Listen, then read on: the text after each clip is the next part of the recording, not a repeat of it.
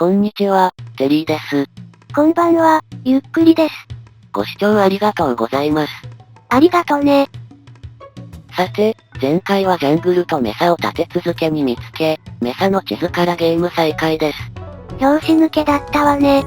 今回のシード地は乾燥した気候が多いところを引いたようで、それが功を奏したのかもしれません。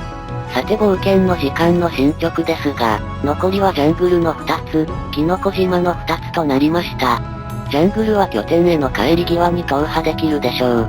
続いて未入手ブロックですが、ジャングルものは入手確定なので、実質キノコ島と海底遺跡、ネザーとジエンドにあるブロックだけとなってます。ちなみに今回から 1.8.8 に引き上げました。多分またセキュリティ関係の修正でしょう。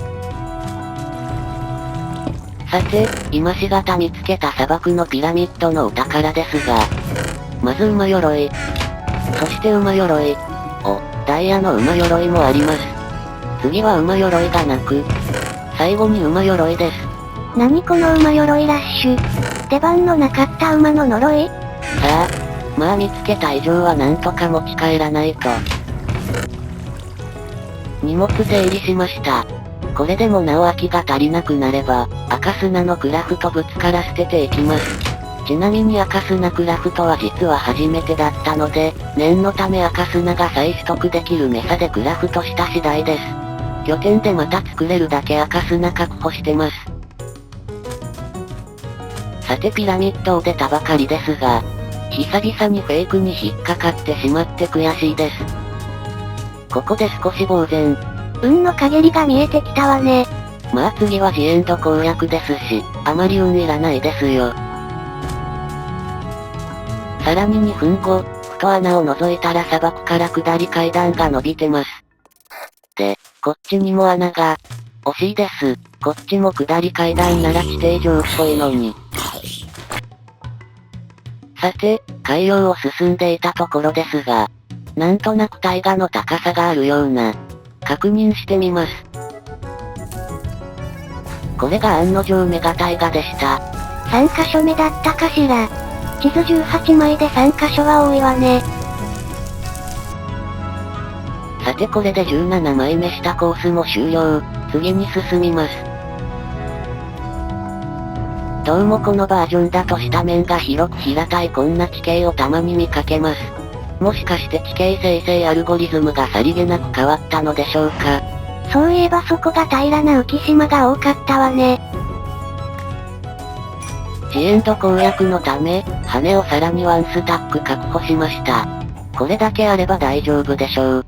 合わせて矢が8スタックになるけど、そんなに奈落に落ちる予定なの？さて地図16枚目も調査完了。次進みます。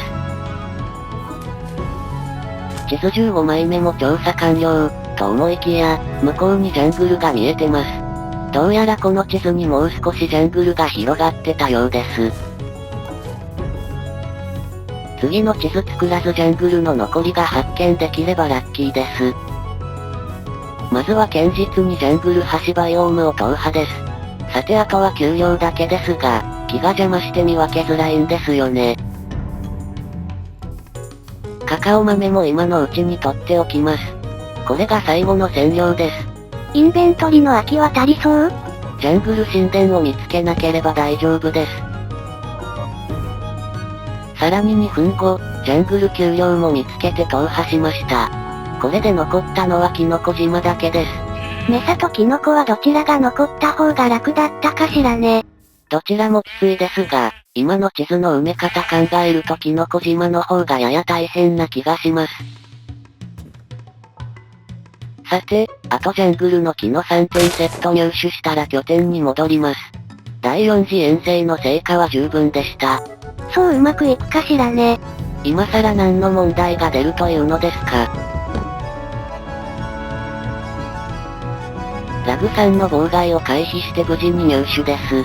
もう一つ取って木材にばらすのは拠点でやります。あ、やっぱりまた？さて拠点に戻ってきました。今のところ唯一失敗のないスライムブロックの活用方法です。先ほどの砂漠のピラミッドのおかげで、馬鎧シリーズは無事にコンプリートです。どこかに飾りたいですがまた今度です。荷物整理と要塞攻略準備で忙しいですから。そういえば花もまだ飾ってなかったわね。出発前に塔はできるだけ伸ばします。色付きなんとかブロックのクラフトは、最後となりました。この内茶色のガラスは金糸の上に積むので、今回はまだ保存しておきます。今詰めるのは何個になったの？赤砂系4つ、ジャングルの木3つ、茶色2つで9ブロックです。雲の上までギリギリいけるかな。さて、第4次遠征の地図まで並べてみました。今のところキノコ島探しの候補はやはりここです。地点が南側の広がり次第でここでしょうか。候補が少ないのが難点ね。ちなみに今まで見つけたレアバイオームはこんな感じです。東方面が成果なしね。いえ、ここで桃色羊を見つけてます。それバイオームだったの？さて、要塞探しの方ですが、生成エリアはこの辺りです。陸地の繁栄や、拠点から120度間隔で生成されることを考え、この3枚を持っていこうと思います。さてブロックを積みに来ました。色付きガラスを上に積んだ草ブロックは枯れてないようで一安心です。まずは足場作りから。さてどうしよう。ジャンプで飛び乗る？簡単なジャンプでしょ。さっさとなさい。いや少しお待ちを。向こうが透けて見えるガラスだとちょっと怖いです。よいしょ。うおー怖。こっちが怖いわ。さて、さっさっさっさ、ちゃっちゃっちゃ、ちゃっちゃっと。ちなみにサガ赤砂系、茶がジャングルの木、茶が茶色ブロックでした。その説明いるの？ともかくついに雲の上が見えるようになりました。雲は案外縦幅があるので突き抜けてるかギリギリです。雲が来るまでの待ち時間にツルを這わせておきます。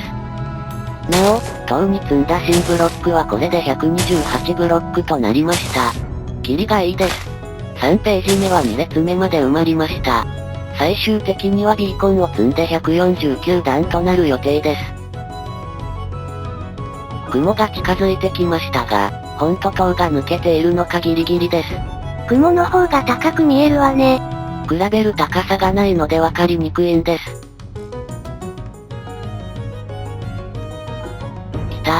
来ました。ついに塔が雲を突き抜けました。これで私も天空人です。そう？雲の上に行っただけの地底人だと思うわよ。まだ地下にいた時間の方が長いでしょ。よっと。おお、1ブロック差だったとは。なお、お楽しみタイムは死にたくないのでパスしました。さて、意気揚々と要塞を探しに繰り出します。本当は雲に届いたら行こうと思ってたのですが、一気に雲を突き抜けてしまいました。拠点を北に進んで、この辺りから要塞生成エリアです。早速エンダーアイ投げてみます。手持ちのエンダーアイは15個。できれば3つ紛失までで要塞を見つけたいところです。山岳方面ですか。少し位置を変えてから投げてみたのですが、やはり山岳方面に飛んでいきました。まだ距離があるようです。で、2回投げた結果でおおよその場所を見てみると、どうもこの地図の東の方面だとわかりました。ということは、120度半時計回りの方面にあるはず。つまり拠点からまっすぐ西あたりに要塞があるはずなんです。廃校を見つけたあたりってこと？おおよそですけど。というわけで急遽、拠点の西方面の要塞を探すことにしました。地下でどれだけ要塞の近くを掘ってたか気になるんです。それから何度か投げて紛失なしだったのですが、ここでイケポチャです。海底を探したのですが結局見つからずじまいです。水中呼吸3をなんで持ってこなかったのか。惜しかったわね。ロストしたこととしなかったことのどっちの意味ですか？それから3回ほど投げたところですが、昔の探索で見つけた L の方にまっすぐ。まさかこれが伏線だったとは。これで見失って2つ目ロストしましたが、L の麓にあるのが確実となってきました。絞り込みます。これでロスト3つ目です。後で分かったのですが、もうすぐ近くまで来ていて地面直行していた模様です。さて、場所を特定した瞬間です。軌道が低いわね。念のため最後の一投。やっと要塞の場所を特定しましたが、これがロストし残り11個となってしまいました。地下の簡易地図と照らし合わせてみると、要塞はこの辺りでした。枠は128メートル四方と考えた推測範囲です。そういえば、東西通路の北側を掘ろうとしてなかった？麻薬だったわね。どうも要塞がない方面ばかり掘っていたようです。さて動画編集の都合で今回はここまでです。なお、この収録でこの先エンドポータル発見まではプレイ済みです。ヤワ6スタック持ってきてるので2回な楽に落ちても大丈夫。準備はバッチリです。2回で足りるかしらね。それではまたね。バイバイ。